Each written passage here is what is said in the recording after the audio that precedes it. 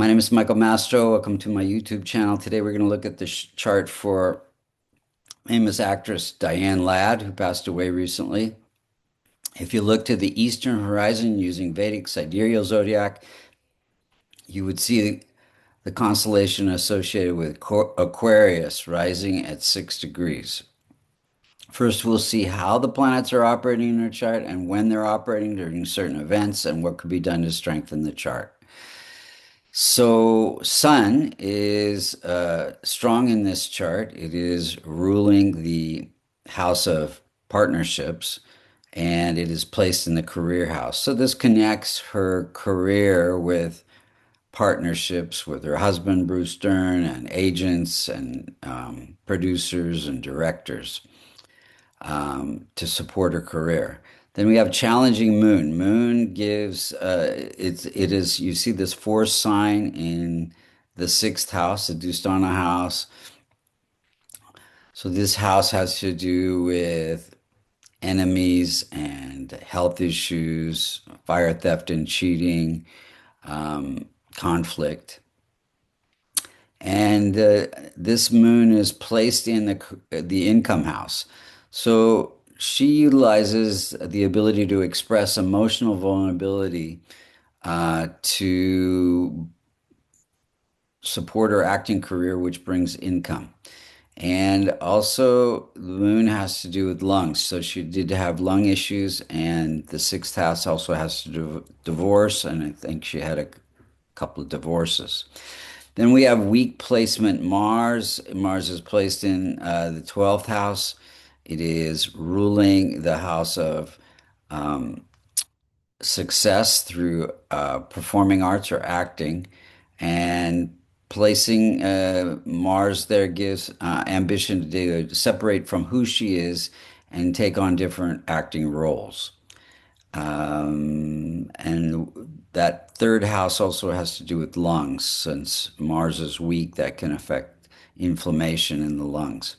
Then we have challenging Mercury. Mercury is very close to the rising sign degree. It is ruling the eighth house of transformation, emotional trauma, vulnerability.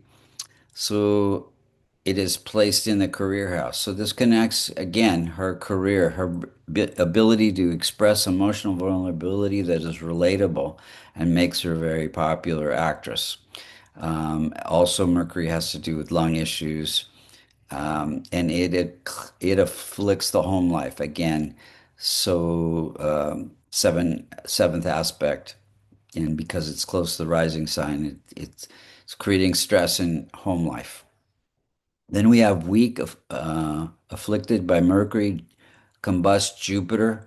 Jupiter is ruling the house of income.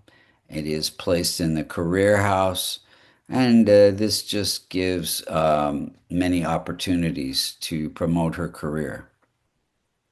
And we have weak placement, old debilitated Venus. Venus is sitting in the eighth house. This rules the house of ninth house of good fortune, brings good fortune through her beauty, her acting abilities, and the ability to express emotional vulnerability again.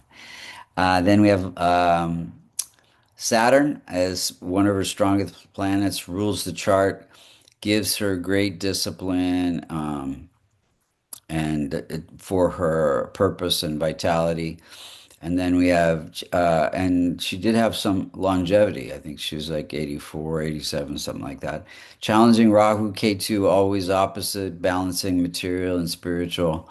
Let's look at the timing of events. She married Bruce Dern, famous actor, in 1960 during a Rahu period. Rahu sitting in the house of income. Then in 62, her daughter died during a Rahu Jupiter period. Jupiter is children, indicative of children, and Rahu is unexpected events. Then she had Laura Dern in 1967, very also famous actress who she was in several movies together with or series. This during a Jupiter period. Jupiter, again, significator for children. 68, she was in a popular movie called Carry Me Back during a K2 period. K2 sitting in the house of entertainment. And then 69, she got a divorce also during a K2 period. K2 is also significator for endings. 80, she was in a very popular movie called Alice during a Jupiter period, Jupiter bringing more income, ruling the house of income. 89, National Lampoon during a Jupiter Saturn period, um, Saturn fulfilling her life purpose. 91, Ramblin' Rose, who she also was acting with her daughter Laura Dern during a Jupiter Rahu period. Rahu being income, sitting in the house of income. Then we have 99, 1999, she got married again during a Venus period. Venus is all about relationships. In 2011, she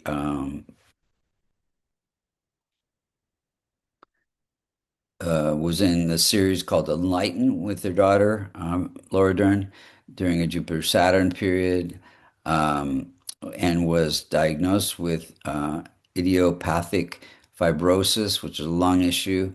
Um, then we have 2023 came out with her memoir during a Mercury Jupiter period. Mercury is communication and Jupiter is publishing.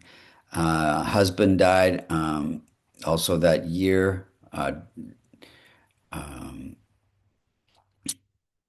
In November 3rd, 2025, she died of lung disease. Um, and it was a Mercury Saturn period. Mercury rules the house of death-like experiences. Saturn is the indicator for longevity. And if you look at the circular chart on the left, you see that Saturn is very weak in degrees. It's only 1 degree. And so indicator for longevity. And then you also see that Mercury, transit Mercury is afflicting Jupiter and Sun, and natal Mercury is afflicting Mars. So Mars is always a trigger for something, and Sun is vitality. Jupiter, yeah. So this is not was not a. She lived a very long and successful life. Now, what could be done to strengthen the chart? Charities for women and children, which he already was involved in, would transform Rahu, Ketu, Mercury, and Moon. The rest of the planets could be strengthened with my favorite remedy, a kavash. It's a silver locket containing the Devata yantras and mantras for the benefic planets. If you want to get a kavash, or a reading or learn Vedic astrology, you can go to vastucreations.com. Thank you so much for listening.